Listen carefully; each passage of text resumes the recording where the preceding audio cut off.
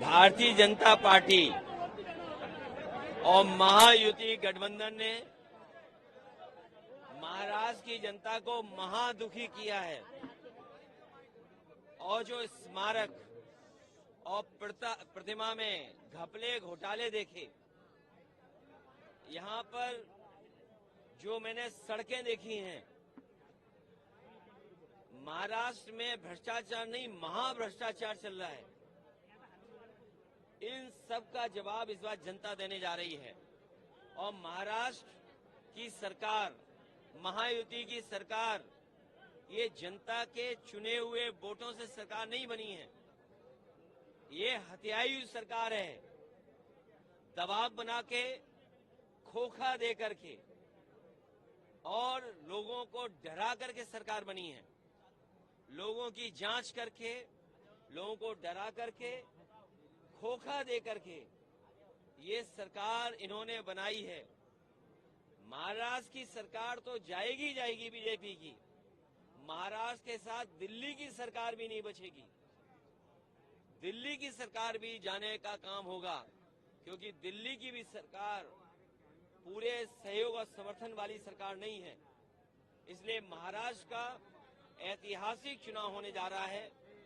Samajwadi party का संगठन है। हमारी पार्टी के प्रदेश के अध्यक्ष अबू आसिम आजमी साहब पहले से विधायक रहेंगे, राज्यसभा मेंबर रहे हैं। हमारी पार्टी का रईस एक विधायक है, 2 विधायक हैं हमारे। और जहां जहां संगठन है, और आज हम इरशाद जागीरदार के कार्यक्रम में शामिल हुए हैं, ये लगातार जनता की सेवा कर रहे हैं, काम कर रहे हैं। हमें उम्मीद है कि हमारी पार्टी ने जो सीटें मांगी हैं, उन सीटों को शामिल होकर के हम लोग चुनाव लड़ेंगे। सर, सीटों का बंटवारा भी हुआ है। कितनी सीटें मांगी गई है? आपने 5 अनाउंसमेंट कर दिए, 5 कैंडिडेट के अनाउंसमेंट। ये अनाउंसमेंट इसलिए किया है कि यहाँ पर यही अच्छा काम कर रहे हैं। कम से कम हमारी पार्टी के लोगों की ताकत तो दिखाई दे। कल कोई बात हो कि पता लगे कि आपकी पार्टी नहीं है। जब चुनाव घोषित हुआ है, हमारी पार्टी मैदान में है और इस बार किसी तरह की देरी हम लोग नहीं करना चाहते हैं। चुनाव की तारीख हुई, चुनाव प्रचार में और जनता के बीच में हम लोग हैं। हरियाणा की गलती हमें नहीं दोहरानी है। हरियाणा में जो हारे हैं उन्हें गलती नहीं दोहरानी है। और क्योंकि भारतीय जनता पार्टी बहुत ही होशियार पार्टी है, हरियाणा हारी हुई जगह पर उन्होंने सरकार बना ली। इसलिए हम लोगों को सावधान रह करके और अपने वोट को बचा के भी रखना है, क्योंकि बीजेपी के लोग जानते हैं महाराष्ट्र की सरकार अगर नहीं बनी तो दिल्ली की सरकार चली जाएगी। और महाराष्ट्र की सरकार इसलिए नहीं बनेगी क्योंकि महाराष्ट्र में लोग रोजगार और नौकरी करते थे। महाराष्ट्र में लोगों को रोजगार और नौकरी मिलती थी। आज महाराष्ट्र के कारखाने यहाँ से छीन करके गुजरात भेजे जा रहे हैं। जो प्रतिमा लगी थी छत्रपति शिवाजी महाराज को न केवल महाराष्ट्र के लोग बल्कि पूरे देश के लोग उन्हें मानते हैं, पूजते हैं। हमारे उत्तर प्रदेश के लोग भी मानते हैं। सोचिए, उनके स्मारक में, उनकी प्रतिमा में ये घपले कर रहे हैं, तो महाराष्ट्र की जनता ये अपमान कभी स्वीकार नहीं करेगी। महाराष्ट्र की जनता इसको अपना सम्मान का चुनाव भी समझ रही है। आप बार-बार कह रहे हैं दिल्ली का सरकार जाएगा, क्या कुछ कारण या कुछ चल रहा है क्या दिल्ली के सरकार जाने के लिए? नहीं, देखिए, महाराष्ट्र की जाएगी तो दिल्ली की भी जाएगी। जैसे महाराष्ट्र की सरकार इन्होंने हत्या ली, खोखे से डरा करके और संस्थाओं से दबाव बनवा करके, तो जब महाराष्ट्र की जाएगी और दिल्ली की भी सरकार, इनकी अपनी सरकार नहीं है, वो भी सहयोगी सरकार है। पता नहीं वो 2 साथी कब चले जाएं या कब उनका साथ छोड़ दें।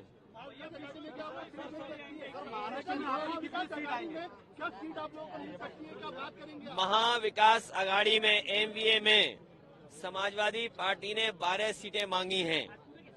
2 विधायक हमारे हैं और हम वो लोग हैं जो कभी कभी कम सीटों पे भी संतुष्ट हो जाते हैं। कम से कम सम्मान की तरह जिस तरीके से समाजवादी लोग यहाँ तैयारी कर रहे हैं, इरशाद हैं। कल हम लोग मालेगांव थे, क्या ऐतिहासिक कार्यक्रम था। बारिश के बाद भी लोग हटे नहीं, गए नहीं। तो ऐसे तमाम सीटें हैं जिनकी जानकारी हमने दे दी। जहां पार्टी मजबूत है उनकी सीटें भी हमने घोषित कर दी।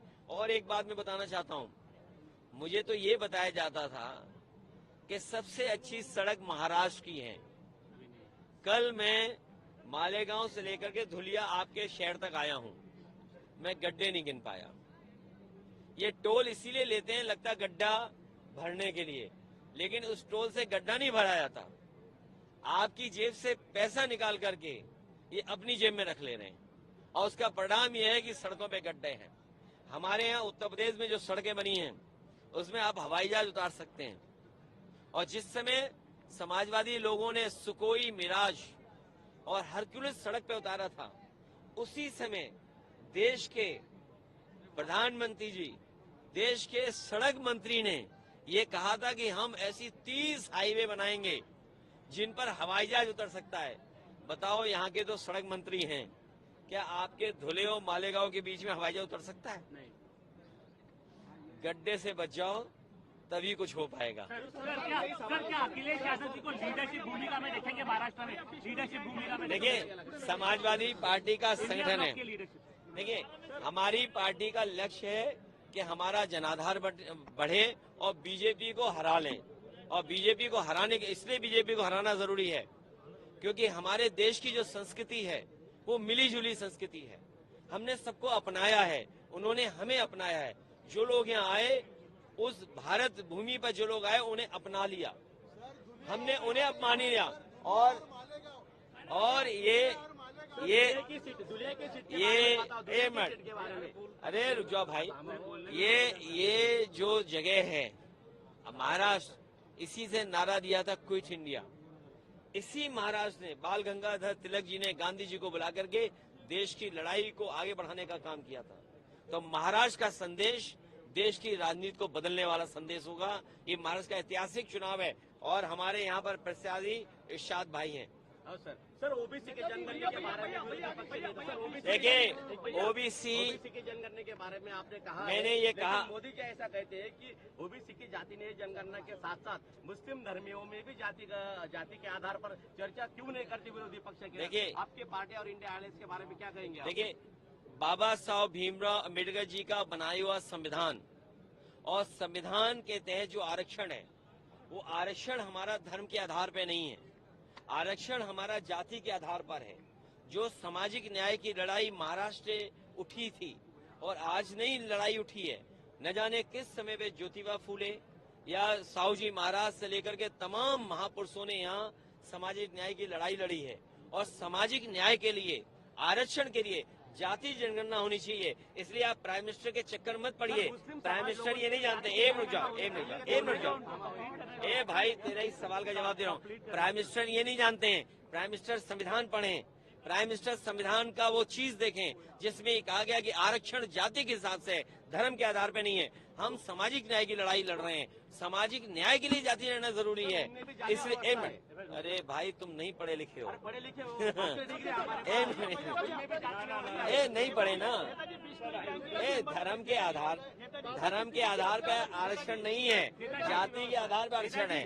वो मैं जो बात बोले, मैं जानता हूँ क्या पूछना चाहते हो, लेकिन जो संविधान है, जो बाबा साहब भीमराव अम्बेडकर जी ने संविधान दिया है, उस संविधान के तहत आरक्षण होना चाहिए। बाबा सिद्दीकी की हत्या की गई, कितना बड़ा मामला लगता है बाबा सिद्दीकी? देखिए, मैं हालांकि हमारे पुलिस अधिकारी भी हैं, पुलिस के लोग भी हैं, और जो सवाल आपने पूछा है कि हत्या हो गई, हमने तो ऐसी हत्या देखी है कि आप ही के प्रेस के बनकर के आए हत्या कर दी, भूल गए? तो ये सरकार सब जानती है। अगर सरकार की जानकारी में है तो सरकार को सच्चाई बतानी चाहिए। इस देश की जनता कम से कम सच्चाई तो जाने कि आखिरकार क्या साजिश थी, क्या षड्यंत्र था।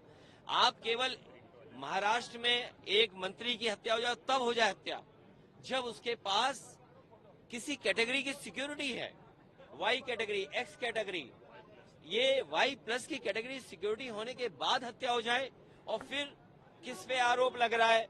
और आप तो सोचिए, हमारे देश के ऊपर आरोप लग रहा है, अमेरिका हमारे ऊपर आरोप लगा रहा है, कनाडा हमारे ऊपर आरोप लगा रहा है कि हत्या हुई है। सोचिए हम अपने देश को कहां ले जा रहे हैं।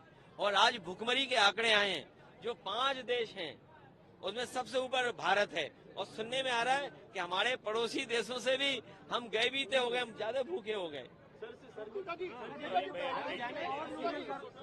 ये जो बिजली का सवाल है, हम लोग बुनकरों की मदद करेंगे।